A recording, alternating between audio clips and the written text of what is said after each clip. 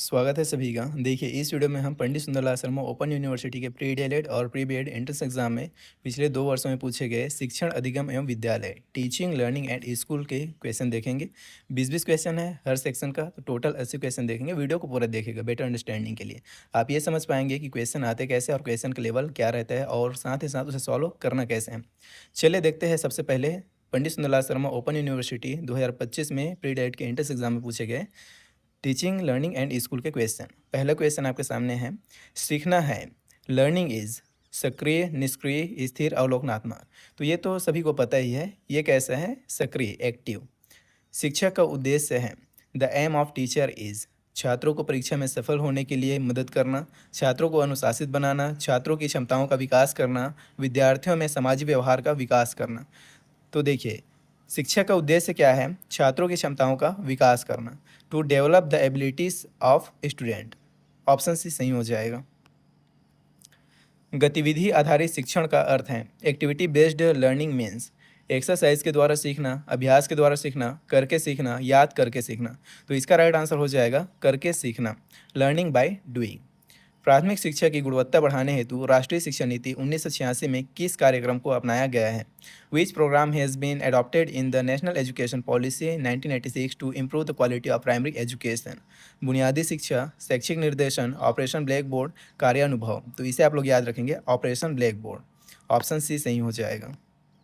देखिए जो भी आंसर मैं बता रहा हूँ सब ऑफिशियल आंसर की का आंसर है, जो फाइनल जारी किया गया था किसके द्वारा? पंडित सुंदरलाल शर्मा ओपन यूनिवर्सिटी द्वारा फाइनल की उसके अकॉर्डिंग है। ठीक है। भारतीय संविधान की धारा 45 में किस आयु वर्ग तक के बालक बालिकाओं की शिक्षा निःशुल्क व अनिवार्य करने का निर्देश दिया गया है? Up to which age group article 45 of the Indian constitution provides free and compulsory education for boys and girls. तो इसे आप लोग याद रखेंगे। नॉर्मल बच्चों के लिए पूछा गया है तो 14 वर्ष तक। अगर हैंडीकैप्ड बच्चों के लिए पूछा जाए, फिजिकली हैंडीकैप्ड मतलब पीएच, जो दिव्यांग बच्चे हैं उसके लिए पूछा जाए तो 18 वर्ष हो जाएगा। ठीक है। यहाँ पे राइट आंसर हो जाएगा 14 वर्ष, अप टू 14 ईयर्स। अगला क्वेश्चन है। बुनियादी शिक्षा के प्रवर्तक थे। The promoter of basic education was Rabindranath Tagore, doctor Zakir Hussain, Shri Aurobindo, Mahatma Gandhi. तो इसे आप लोग याद रखेंगे। बुनियादी शिक्षा के प्रवर्तक कौन थे? महात्मा गांधी। ऑप्शन डी सही हो जाएगा। सतत मूल्यांकन में गुण निहित होता है। The quality of continuous evaluation lies in नियमबद्धता का, निरंतरता का, अस्पष्टता का, अव्यवस्था का। तो इसे आप लोग याद रखेंगे निरंतरता का, कंटिन्यूटी। ऑप्शन बी सही हो जाएगा। विद्यालयी शिक्षा के लिए राष्ट्रीय पाठ्यचर्या की रूपरेखा कौन सी संस्था तैयार करती है? Which organisation prepares the national curriculum framework for school education? तो इसे आप लोग याद रखेंगे। एक इंपॉर्टेंट क्वेश्चन है। NCERT। ऑप्शन सी सही हो जाएगा। शिक्षक को बालक की सृजनात्मकता के साथ क्या करना चाहिए? हतोत्साहित करे, तटस्थता से पेश आए, ध्यान न दे, प्रोत्साहित करें। What should the teacher do with creativity of the child? Be discouraged, be dealed neutrally, not be paid attention, be encouraged. किसके साथ पूछा गया है? सृजनात्मकता, क्रिएटिविटी के साथ क्या करना चाहिए शिक्षक को? तो उसको प्रोत्साहित करना चाहिए, बी इनकरेज्ड। ऑप्शन डी सही हो जाएगा। विश्वविद्यालय अनुदान आयोग की स्थापना किस अधिनियम के अधीन हुई थी? Through which act university grants commission came into existence? तो इसे आप लोग याद रखेंगे। राइट आंसर हो जाएगा ऑप्शन डी, विश्वविद्यालय अनुदान आयोग अधिनियम 1956, यूजीसी एक्ट 1956। निम्नलिखित में से कौन सा विकल्प अध्यापक शिक्षा कार्यक्रम की गुणवत्ता में सुधार करने के लिए प्रत्यक्ष रूप से संबंधित है? Which of the following is directly related to quality enhancement of teacher education program? तो इसे आप लोग याद रखेंगे। इंपॉर्टेंट क्वेश्चन है ये भी। अंतर्विष्ट प्रतिपुष्टि के साथ विस्तृत internship session, comprehensive internship sessions with inbuilt feedback. अब इसका मतलब क्या हुआ उसे समझिए एक लाइन में। जब आप अभी एंट्रेंस एग्जाम निकाल लेंगे, आप या फिर बीएड करेंगे या फिर डीएड करेंगे, कुछ भी करेंगे, तो उसमें क्या किया जाता है कि इंटर्नशिप मतलब स्कूल में पढ़ाने के लिए भेजा जाता है। 50 दिन का, 90 दिन का एक कार्यक्रम होता है, उसी के बारे में यहाँ पे बात चल रहा है। तो राइट आंसर क्या हो जाएगा? Option B. स्कूली शिक्षा के गुणात्मक सुधार हेतु सरकार की सहायता करने के लिए 1961 में स्थापित एक स्वायत्त संगठन है। An autonomous organisation set up in 1961 for assisting government for qualitative improvement in school education. तो इसे आप लोग याद रखेंगे। ये भी again very most important question है। NCERT। ऑप्शन ए सही हो जाएगा। इसका फुल फॉर्म भी आप लोग याद रखेंगे, पूछा जाता है। छोटे बच्चे बहुत क्रियाशील होते हैं, अध्यापक उनके लिए क्या करेंगे? Small children are very active, what will the teachers do for them? उनकी क्रियाशीलता को कम करने की कोशिश करेंगे, उनकी क्रियाशीलता का अध्ययन करेंगे, उनकी क्रियाशीलता को रोकेंगे, उनकी क्रियाशीलता की सहायता से उन्हें कुछ उपयोगी शिक्षा देंगे। तो ऐसी स्थिति में आप क्या करेंगे? उनकी क्रियाशीलता की सहायता से उन्हें कुछ उपयोगी शिक्षा देंगे। With the help of their activities will give them some useful education. ठीक है। शिक्षक को कक्षा शिक्षण के दौरान इस बात का पूरा ध्यान रखना चाहिए कि during class teaching the teacher should keep this in mind completely that छात्र प्रसन्नतापूर्वक पढ़े, कोई छात्र इधर उधर ध्यान ना दे, पाठ पढ़ाने का कार्य कालांश के समय में पूरा हो जाए, उपयुक्त सभी। तो इसमें आपको सभी बात का ध्यान रखना चाहिए। छात्र प्रसन्नतापूर्वक पढ़े, इस बात का भी आपको ध्यान रखना है। कोई छात्र इधर उधर ध्यान न दे, इसका भी आपको ध्यान रखना है। पाठ पढ़ाने का कार्य कालांश के समय में पूरा हो जाए, जो आपका पीरियड है उसी में जो सेशन है, जो लेसन है वो क्या हो जाए? कंप्लीट हो जाए, मीनिंगफुल लेसन कंप्लीट हो जाए। यही क्या है? आपको ध्यान देना है। ऑप्शन सी भी सही हो जाएगा। इस हिसाब से राइट आंसर क्या हो जाएगा? ऑप्शन डी, उपयुक्त सभी, ऑल ऑफ दी एबव। निम्नलिखित में से कौन छात्रों में लोकतांत्रिक मूल्यों की स्थापना करता है? Which of the following inculcates democratic values in students? पुस्तक, खेल का मैदान, वार्षिकोत्सव, प्रार्थना सभा। तो इसका राइट आंसर लिया गया था खेल का मैदान, प्लेग्राउंड्स। अभिक्रमित अधिगम के प्रारंभकर्ता कौन थे? Who was the originator of programmed learning? Ned Flanders, Skinner, Froebel, Sidney Pressey. तो इसे आप लोग याद रखेंगे, स्किनर। ऑप्शन बी सही हो जाएगा। प्राथमिक स्तर पर वही शिक्षक प्रभावी माना जाता है जो at the primary level only those teachers are considered effective who अपने विषय में अच्छा हो, अच्छे व्यक्तित्व वाला हो, वार्तालाप में अच्छा हो, व्यवहार में प्रभावी हो। तो देखिए इसका आंसर लिया गया था अपने विषय में अच्छा हो। हालांकि प्राइमरी स्कूल में प्राइमरी टीचर के लिए विषय में अच्छा होना एक ज़रूरी बात नहीं है। इसका बेहतर आंसर हो सकता था कौन? तो वार्तालाप में अच्छा हो, ये हो सकता था, या अच्छे व्यक्तित्व वाला हो, ये भी हो सकता था, व्यवहार में प्रभावी हो, ये भी हो सकता था।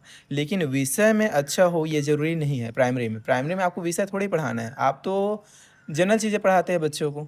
आप अल्फ़ाबेट पढ़ाएंगे हिंदी इंग्लिश का, उसके अलावा टेबल्स पढ़ाएंगे, साथ ही साथ आप पढ़ना सिखाएंगे शब्दों को, वाक्यों को, उसके अलावा लिखना सिखाएंगे, ये सभी चीज़ें होता है। तो विषय का ज्ञान होना, विषय में एक्सपर्ट होना ये ज़रूरी नहीं है। हालांकि इसका आंसर लिया गया था ऑप्शन ए को, be good at your subject. Right answer क्या है? Option A. ठीक है। अगला क्वेश्चन है, शिक्षा का यथार्थवादी लक्ष्य क्या है? What is the realistic goal of education? आनंदमय और संकल्पित जीवन, आध्यात्मिक प्रगति, चरित्र निर्माण, आत्म साक्षात्कार। अब इसका भी आंसर लिया गया था आनंदमय और संकल्पित जीवन। हालांकि इसका आंसर चरित्र निर्माण भी हो सकता था। राइट आंसर क्या लिया गया है? आनंदमय और संकल्पित जीवन, a joyful and determined life. छात्रों का निरंतर आंतरिक मूल्यांकन होना चाहिए। There should be continuous internal evaluation of students. यह अध्यापक को छात्रों की प्रगति का ज्ञान कराएगा, छात्रों को व्यर्थ की गतिविधियों से बचाएगा, छात्रों को अपनी कमजोरियों का ज्ञान होगा, शिक्षण प्रक्रिया सजीव रहेगी। अब इसका राइट आंसर लिया गया था ऑप्शन सी को, छात्रों को अपनी कमजोरियों का ज्ञान होगा। हालांकि इसका राइट आंसर क्या हो सकता था? ए भी हो सकता था। यह अध्यापक को छात्रों की प्रगति का ज्ञान कराएगा, ये अच्छा आंसर हो सकता था। इसमें क्या बोला गया है? सीधा सीधा मूल्यांकन का, आंतरिक मूल्यांकन का उद्देश्य क्या बता दिया गया है? छात्रों को अपनी कमजोरियों का ज्ञान होगा, ये बोला गया है, जो कि थोड़ा निगेटिव लगता है। हालांकि इसका आंसर लिया गया था इसी को, ऑप्शन सी को, student will know their weakness. ठीक है। उसके बाद अगला क्वेश्चन है, स्वामी विवेकानंद शिक्षा की सर्वश्रेष्ठ विधि किसे मानते थे? What does Swami Vivekananda consider as the best method of education? Yoga, विचार विमर्श, व्याख्यान, प्रश्नोत्तर। तो इसका राइट आंसर हो जाएगा ऑप्शन बी, विचार विमर्श, डिस्कशन को। चलिए अब आगे देखते हैं पंडित सुंदरलाल शर्मा ओपन यूनिवर्सिटी के प्री डायलेट एंट्रेंस एग्जाम 2024 में पूछे गए शिक्षण अधिगम एवं विद्यालय टीचिंग लर्निंग एंड स्कूल के 20 क्वेश्चन। पहला क्वेश्चन आपके सामने है, शिक्षा अध्ययन में क्रियात्मक अनुसंधान का अर्थ है। Action research in educational study means कक्षागत व्यवहारिक समस्याओं का अनुसंधान, वृहद शैक्षिक समस्याओं का अनुसंधान, वृहद समस्याओं का अनुसंधान, उपयुक्त सभी। तो इसका राइट आंसर है कक्षागत व्यवहारिक समस्याओं का अनुसंधान। क्रियात्मक अनुसंधान का अर्थ क्या है? तो कक्षागत व्यवहारिक समस्याओं का अनुसंधान, research into classroom practical problems. Option A सही हो जाएगा, याद रखेंगे इस चीज़ को। आप अपने छात्रों के लिए किस प्रकार की मूल्यांकन पद्धति अधिक उपयुक्त मानते हैं? Which type of evaluation method do you think is more appropriate for your students? वार्षिक परीक्षा पर आधारित, अर्धवार्षिक और वार्षिक परीक्षाओं के औसत पर आधारित, सत्रीय परीक्षाओं की औसत पर आधारित, सतत मूल्यांकन। तो मूल्यांकन का जो बेस्ट मेथड है वो कौन सा है? सतत मूल्यांकन, option D. Continuous and comprehensive evaluation जिसे बोला जाता है CCE, सतत मूल्यांकन होना चाहिए, लगातार मूल्यांकन होना चाहिए, यही क्या है? ज़्यादा अच्छा है। व्यावसायिक शिक्षा से पूर्व विद्यार्थी को कराना चाहिए। Before starting vocational education the student must take AN। रुचि परीक्षण, अभिक्षमता परीक्षण, स्वास्थ्य परीक्षण, उपयुक्त सभी। तो व्यावसायिक शिक्षा से पूर्व विद्यार्थी को क्या कराना चाहिए? तो अभिक्षमता परीक्षण, एप्टीट्यूड टेस्ट कराना चाहिए। ऑप्शन बी सही हो जाएगा इसमें। कक्षा परीक्षण क्यों करवाए जाते हैं? Why are class test conducted? दोहराने हेतु, लेखन अभ्यास हेतु, छात्रों को तार्किक रूप से सोचने के प्रशिक्षण हेतु, शैक्षणिक उपलब्धि के मूल्यांकन हेतु। तो राइट आंसर क्या हो जाएगा? ऑप्शन डी, शैक्षणिक उपलब्धि के मूल्यांकन हेतु, to evaluate educational achievement. Option D सही हो जाएगा इसमें। हालांकि इसका राइट आंसर क्या हो सकता था? छात्रों को तार्किक रूप से सोचने के प्रशिक्षण हेतु, ये ज़्यादा बेहतर लग रहा था, लेकिन राइट आंसर किसको लिया गया है? शैक्षणिक उपलब्धि के मूल्यांकन हेतु। वह विधि जिसमें विद्यार्थी संगठनात्मक गतिविधि एवं सहयोग करना सीखते हैं। The method based on the facts that the student learn association activity and cooperation is known as. प्रदर्शन, परिचर्चा, समस्या समाधान, परियोजना, कार्य। तो इसका राइट आंसर हो जाएगा ऑप्शन डी, परियोजना कार्य, प्रोजेक्ट वर्क। निम्नलिखित में से कौन सी संस्था भारत में तकनीकी एवं प्रबंधन शिक्षा की गुणवत्ता का देखरेख करती है? Which of the following organization look after the quality of technical and management education in India? तो इसे आप लोग याद रखेंगे AICTE। ऑप्शन डी सही हो जाएगा। राष्ट्रीय शिक्षा दिवस प्रत्येक वर्ष मनाया जाता है। The national education day is celebrated every year on 2 अक्टूबर को, 11 नवंबर को, 30 जनवरी को या 5 सितंबर को। याद रखेंगे राष्ट्रीय शिक्षा दिवस पूछा गया है, ना कि राष्ट्रीय शिक्षक दिवस। राइट आंसर क्या हो जाएगा? 11 नवंबर को, 11 नवंबर। अगर पूछा जाता है राष्ट्रीय शिक्षक दिवस तो आंसर हो जाता है 5 सितंबर। कन्फ्यूज नहीं होना है। नई शिक्षा नीति NEP 2020 के अनुसार विद्यालयी शिक्षा की पाठ्यचर्या और शैक्षणिक संरचना है। According to new education policy NEP 2020 the new curricular structure of school education is. इसे आप लोग याद रखेंगे, कैसे याद रख सकते हैं? तो 53-34 से याद रख सकते हैं। 53-34 मतलब 5 + 3 + 3 + 4 किस में दिख रहा है? ऑप्शन बी में दिख रहा है, तो यस, ऑप्शन बी इसका सही आंसर है। समावेशी शिक्षा का तात्पर्य है इंक्लूसिव एजुकेशन मीन्स कक्षा में सभी बच्चों के लिए समान शिक्षण पद्धति का होना, सामान्य और विकलांग छात्रों के लिए समान सुविधाएं होना, सामान्य और विकलांग छात्रों के लिए समान स्कूल होना, सामान्य और विकलांग छात्रों के लिए अलग अलग स्कूल होना। अब बताइए, ऑप्शन एकदम जुड़ा हुआ है, आपको राइट आंसर चुनना है इसमें। तो राइट आंसर क्या हो जाएगा? समावेशी शिक्षा का तात्पर्य क्या है?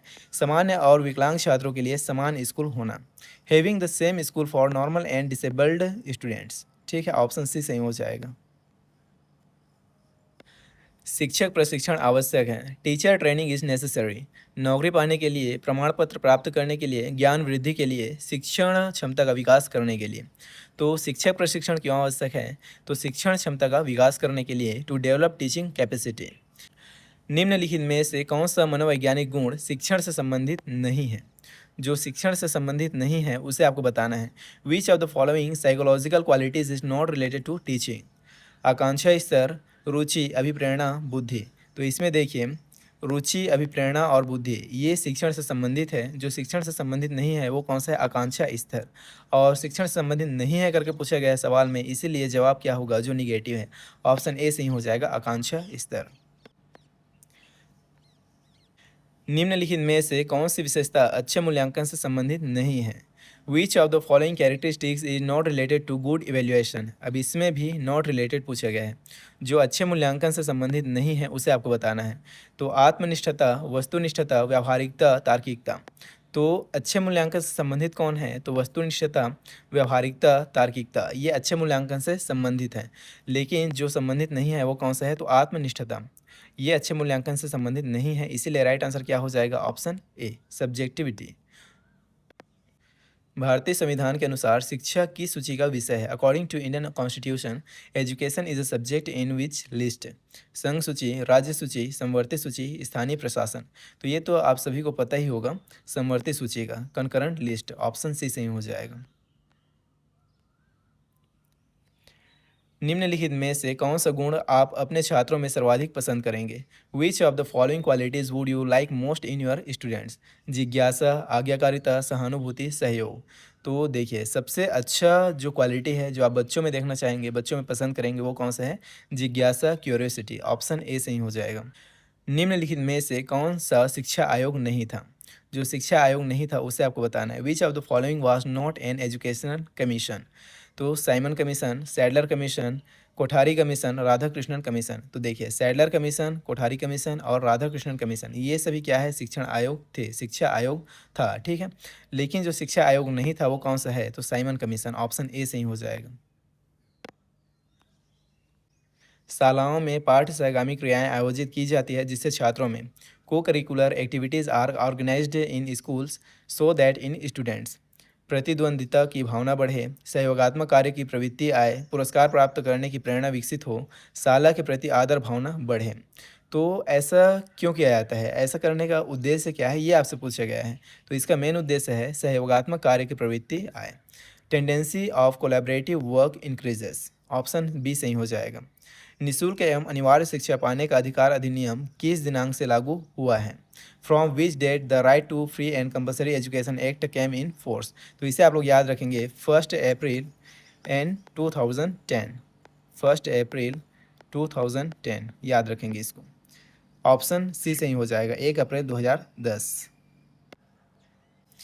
केंद्रीय दूरस्थ शिक्षा विश्वविद्यालय जिसे राष्ट्रीय शिक्षा नीति के निर्देशों के फलस्वरूप प्रारंभ किया गया था वह है central distance education university which was started as the result of the guidelines of national education policy is. Indira Gandhi राष्ट्रीय मुक्त विश्वविद्यालय, इग्नू, यही है राइट आंसर, याद रखेंगे ऑप्शन ए।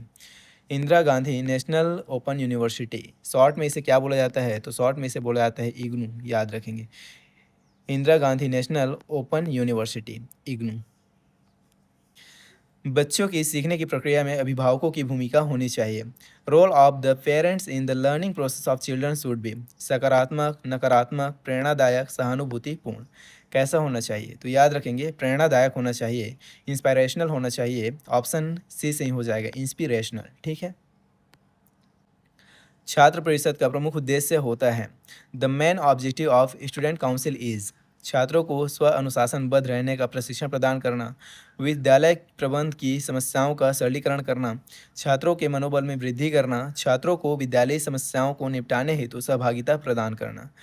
राइट आंसर क्या हो जाएगा? छात्र परिषद का प्रमुख उद्देश्य क्या होता है? स्टूडेंट काउंसिल का मेन ऑब्जेक्टिव क्या होता है? तो याद रखेंगे ऑप्शन डी, छात्रों को विद्यालयी समस्याओं को निपटाने हेतु सहभागिता प्रदान करना, to provide participation to student to solve school problems. चलिए अब आगे देखते हैं पंडित सुंदरलाल शर्मा ओपन यूनिवर्सिटी के pre B Ed entrance exam 2025 में पूछे गए शिक्षण अधिगम एवं विद्यालय टीचिंग लर्निंग एंड स्कूल के 20 क्वेश्चन। पहला क्वेश्चन आपके सामने है, जिला स्तर पर निम्नलिखित में से किस संस्था को प्राथमिक एवं प्रारंभिक विद्यालयों में सेवाकालीन शिक्षक प्रशिक्षण कार्यक्रमों की जिम्मेदारी सौंपी गई है? At the district level which of the following institution has been instructed with the responsibility of in service teacher training programs for primary and elementary schools?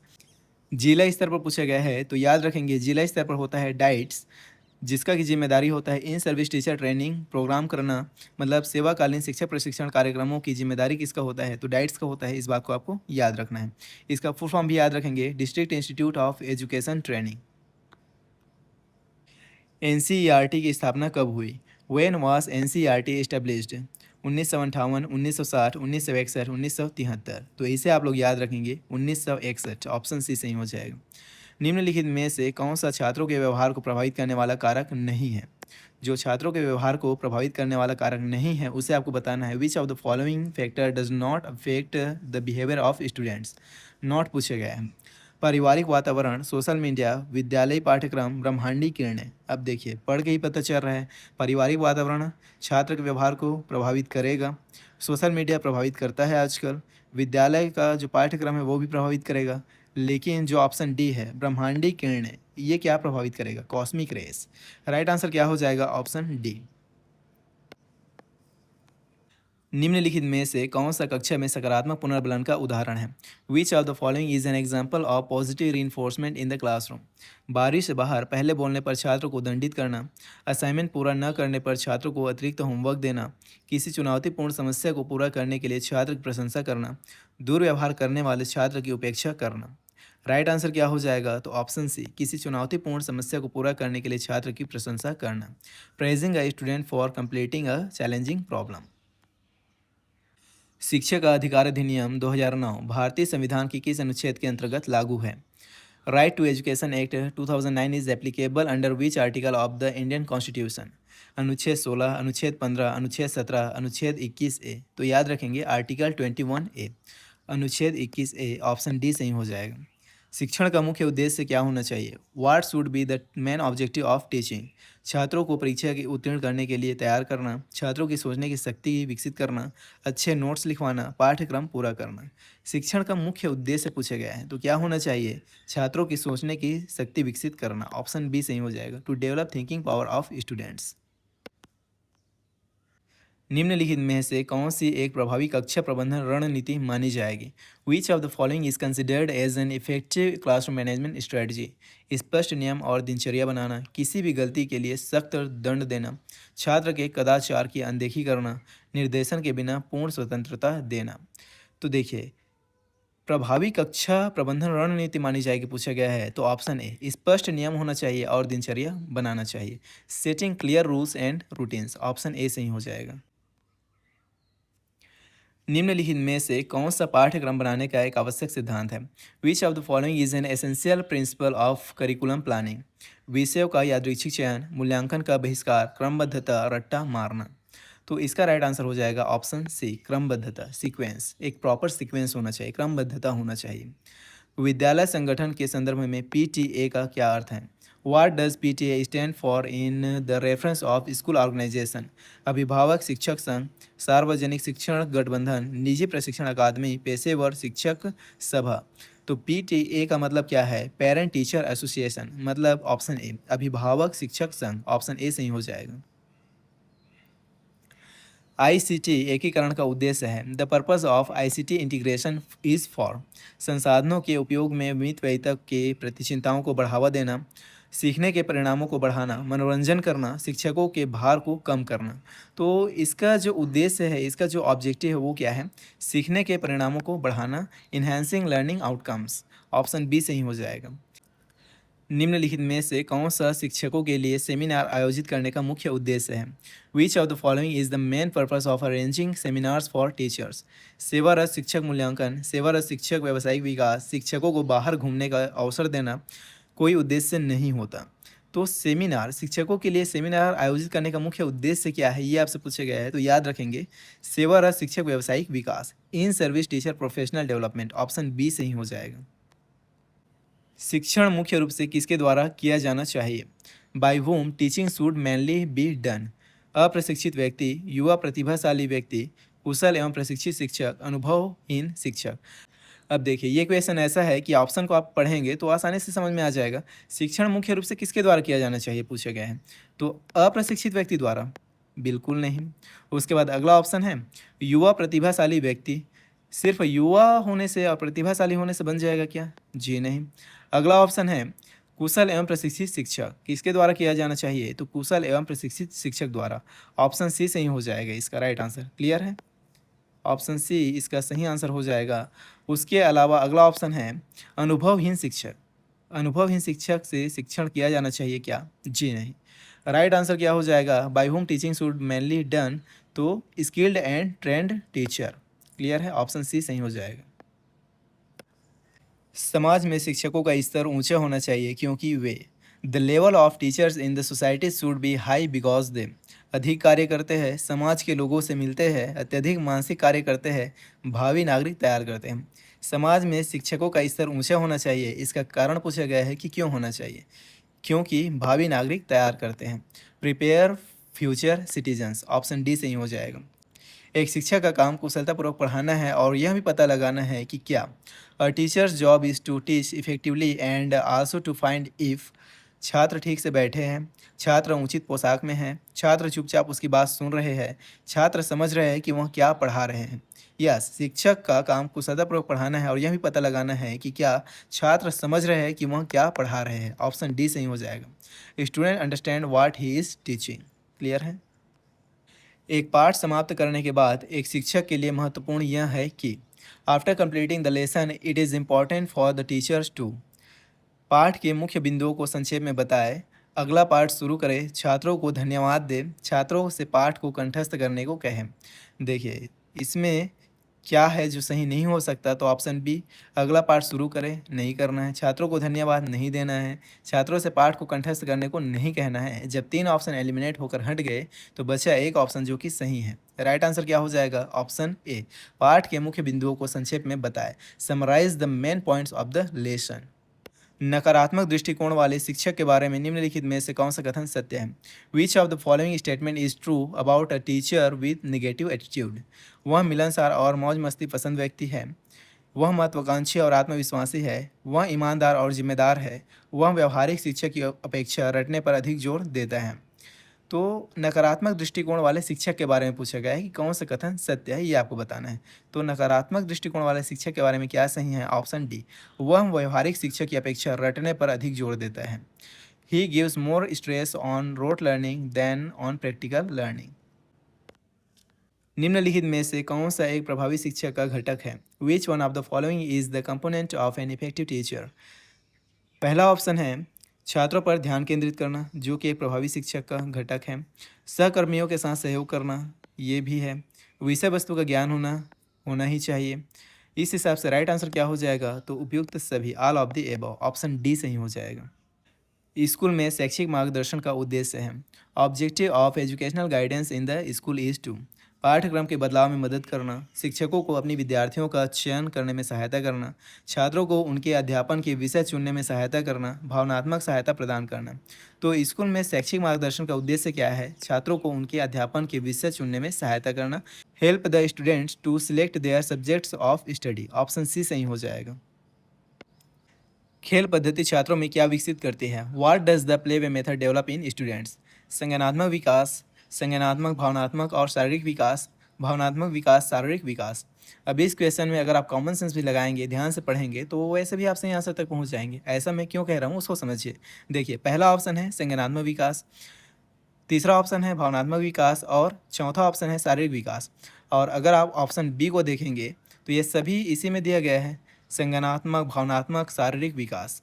भाई जब सभी चीज़ इसमें दिया गया है तो राइट आंसर भी तो यही होगा क्या?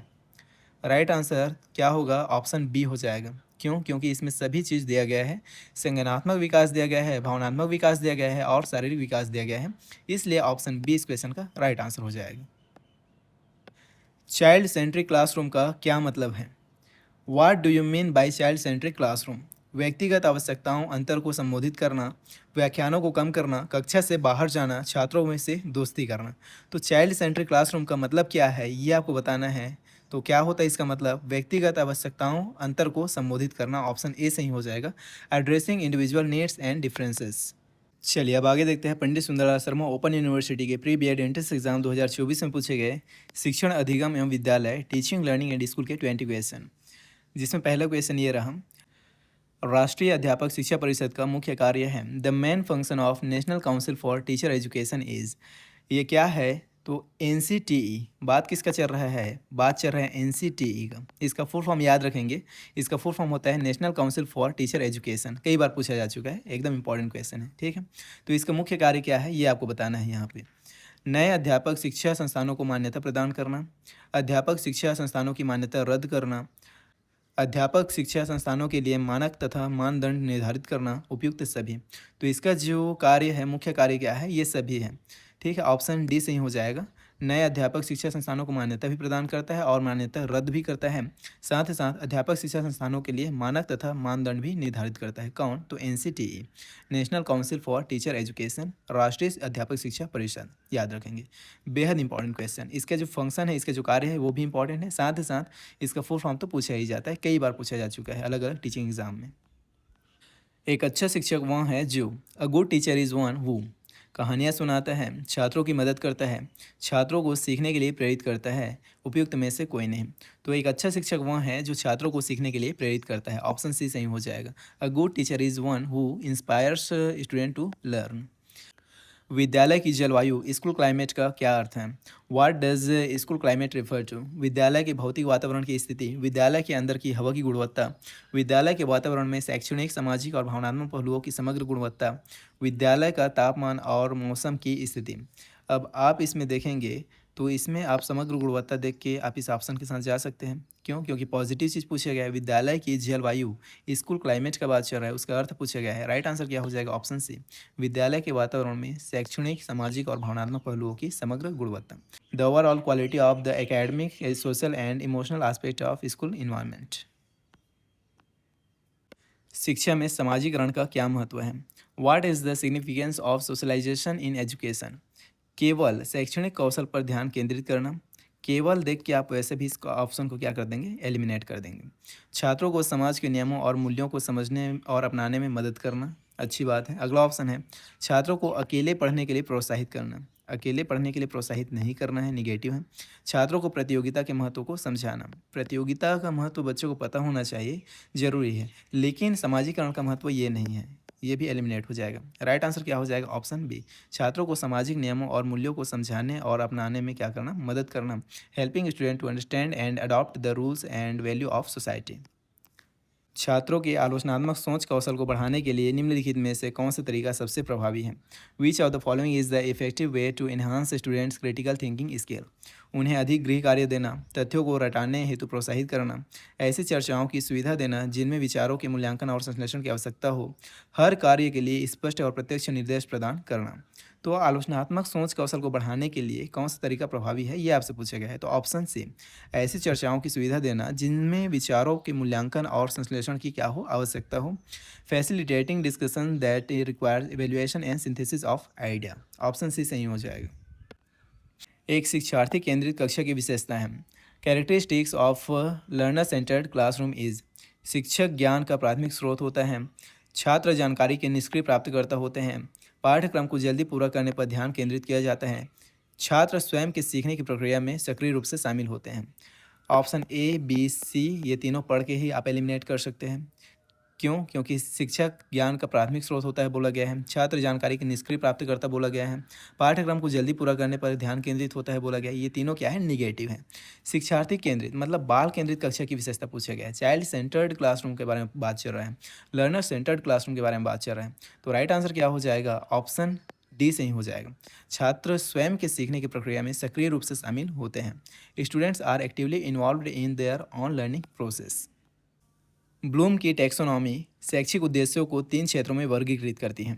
निम्नलिखित में से कौन सा एक क्षेत्र नहीं है? जो ब्लूम टैक्सोनॉमी का एक क्षेत्र नहीं है उसे आपको बताना है। Bloom's taxonomy classifies educational objective into 3 domains, which of the following is not one of this domains? संज्ञानात्मक, भावात्मक, मनोगामक, तकनीकी। तो इसे आप लोग याद रख सकते हैं किससे? एक निमोनिक है कैप, कैप से याद रख सकते हैं। कैप मतलब पहला सी मतलब हो जाएगा कॉग्निटिव, ए मतलब हो जाएगा अफेक्टिव, पी मतलब हो जाएगा साइकोमोटर।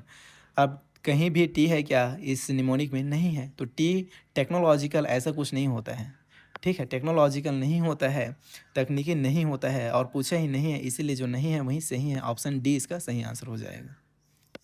संरचनावादी शिक्षण विधियाँ इस पर जोर देती हैं। Constructivist teaching method emphasises on जानकारी के निष्क्रिय अवशोषण के रूप में सीखना, ज्ञान को स्थिर तथ्यों के रूप में रटना, सीखने को एक सक्रिय रचनात्मक प्रक्रिया के रूप में देखना, शिक्षक को कक्षा में एकमात्र प्राधिकार के रूप में देखना। बात किसका चल रहा है? संरचनावादी शिक्षण विधियाँ, इसके बारे में बात चल रहा है। तो राइट आंसर क्या होगा? ऑब्वियस सी बात है, राइट आंसर हो जाएगा ऑप्शन सी, सीखने को एक सक्रिय रचनात्मक प्रक्रिया के रूप में देखना। Learning as an active constructive process. सकारात्मक कक्षा वातावरण को बढ़ावा देने की सबसे अच्छी रणनीति निम्नलिखित में से कौन सी है? Which of the following strategies best promotes a positive classroom environment? स्पष्ट नियम स्थापित करना और सुसंगत परिणाम देना, छात्रों को जो चाहे करने देना, ऐसा नहीं देना है, टकराव से बचने हेतु नकारात्मक व्यवहार की अनदेखी नहीं करना है, केवल शैक्षणिक उपलब्धि पर ध्यान केंद्रित करना, केवल वाला तो वैसे भी निगेटिव है, एक ही ऑप्शन बचा, ऑप्शन ए, जो कि इस क्वेश्चन का राइट आंसर है। स्पष्ट नियम स्थापित करना और सुसंगत परिणाम देना, establishing clear rules and consistent consequences, option A सही हो जाएगा। समावेशी शिक्षा का अर्थ है इंक्लूसिव एजुकेशन रिफर्स टू विकलांग छात्रों को अलग कक्षा में पढ़ाना, सभी छात्रों को उनकी क्षमताओं या दिव्यांगता की परवाह किए बिना एक ही कक्षा में एकीकृत करना, विशेष शिक्षा सेवाएं केवल सामान्य शिक्षा कक्ष के बाहर प्रदान करना, केवल प्रतिभाशाली छात्रों की आवश्यकताओं पर ध्यान केंद्रित करना या ध्यान देना। तो इसमें भी केवल है, इसमें भी केवल है, केवल वाला तो हट गया। उसके बाद विकलांग छात्रों को अलग कक्षा में पढ़ाना, अलग थलग नहीं करना है, सेग्रीगेट नहीं करना है, ये भी हट गया।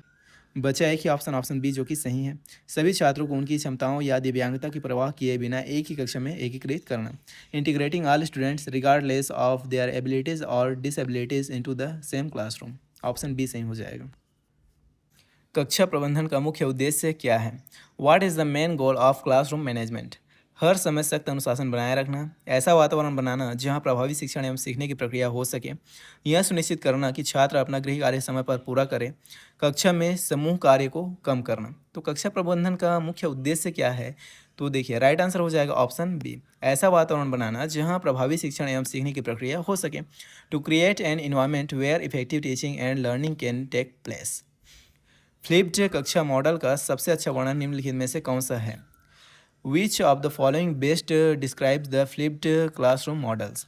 छात्र घर पर वीडियो व्याख्यान देखते हैं और कक्षा में पारस्परिक गतिविधियों में भाग लेते हैं। शिक्षक कक्षा में व्याख्यान देते हैं एवं अभ्यास के लिए गृह कार्य देते हैं।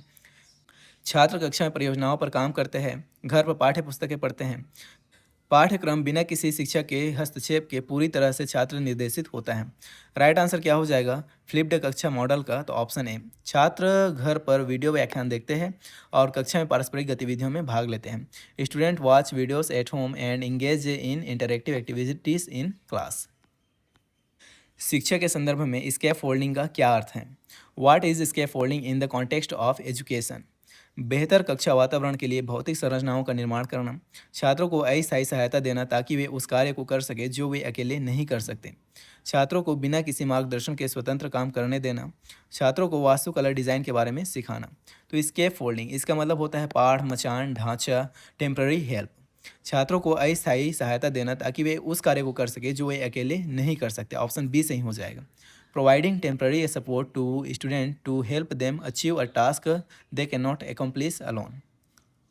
योगात्मक आकलन का मुख्य उपयोग है summative assessment is primary used to छात्र के सीखने की निगरानी करना और तुरंत प्रतिक्रिया देना, शिक्षण रणनीतियों को अनुकूलित करने के लिए शैक्षिक निर्देशन सूचित करना, एक शैक्षिक इकाई के अंत में छात्र के सीखने का मूल्यांकन करना, केवल अनुसंधान उद्देश्यों हेतु आंकड़ा संग्रह करना। राइट आंसर क्या हो जाएगा ऑप्शन सी। योगात्मक आकलन का मुख्य उद्देश्य क्या है? यह एक शैक्षिक इकाई के अंत में छात्र के सीखने का मूल्यांकन करना, option C. Evaluate students learning at the end of an instructional unit. निम्नलिखित में से अंतर्निहित प्रेरणा का एक उदाहरण कौन सा है?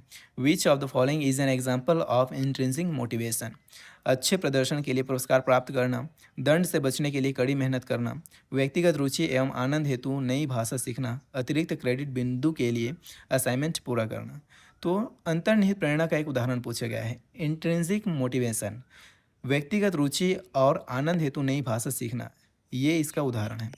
आप अपने रुचि, अपने आनंद के लिए एक भाषा सीख रहे हैं, मतलब आंतरिक मोटिवेशन, आंतरिक अभिप्रेरणा, इंटरनल मोटिवेशन, आपके अंदर है मोटिवेशन, आप अंदर से अभिप्रेरित है उस चीज़ को करने के लिए, आपको मज़ा आ रहा है उस चीज़ को करने में, आप सीखना चाहते हैं, आपकी रुचि है, आपको आनंद मिलता है, इसलिए आप उस काम को कर रहे हैं, यही होता है इंट्रिंसिक मोटिवेशन, आंतरिक अभिप्रेरणा। ऑप्शन सी सही हो जाएगा। Learning a new language out of personal interest and enjoyment. निम्नलिखित में से परियोजना आधारित सीखने की एक विशेषता कौन सी है? Which of the following is a characteristic of project based learning?